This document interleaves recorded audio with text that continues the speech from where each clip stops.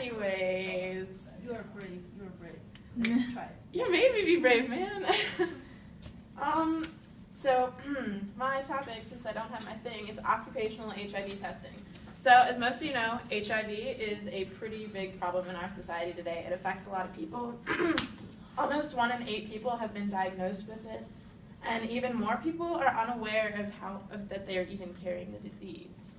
So this unique disease, it's an autoimmune disease, which means it is like the body attacking its own. It occurs in your T cells. So within your own immune system, you lose your ability to fight off any infections. So HIV, human immunodeficiency virus, is becoming a threat as a global epidemic, as it's preventable, it's manageable, but it's not curable. So these days, there's been a lot of progression on finding medications that can manage your disease, and it's becoming curable. We're even closer. There's a pill that has now been created that if you take it once a day, and if you're with someone who has HIV, you cannot get HIV. There's a pill where if you currently are a carrier of HIV, if you take this pill every single day, you cannot transmit HIV to another person. So we're getting so close with the cure, so that's definitely amazing to hear.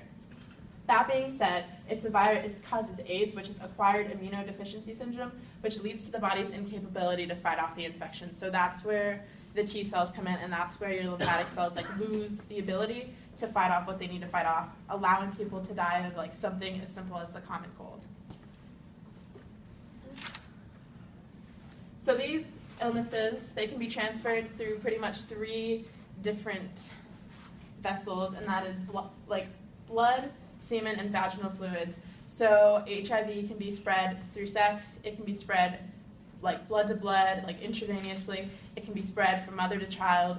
But speaking of mother to child, not all mothers will give it to their children. It's very, very few and far between, especially if the mother is being medicated with the medication I was speaking of earlier and the babies are. So today it's making it a lot easier for women and families who do have HIV to be able to have healthy babies and lead healthy, happy lives. So these 3 routes of spreading the disease leaves a lot of rooms for slip up in the medical fields.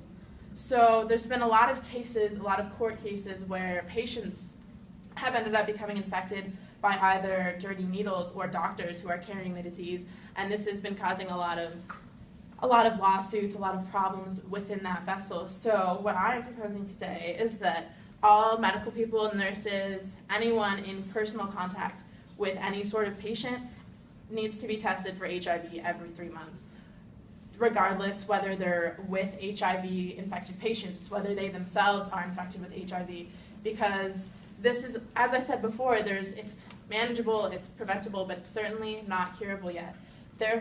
No one wants to be infected by their doctor with any sort of illness, with any sort of disease. So I feel a 3-month testing for a doctor, for nurses, would really hold back on illness. And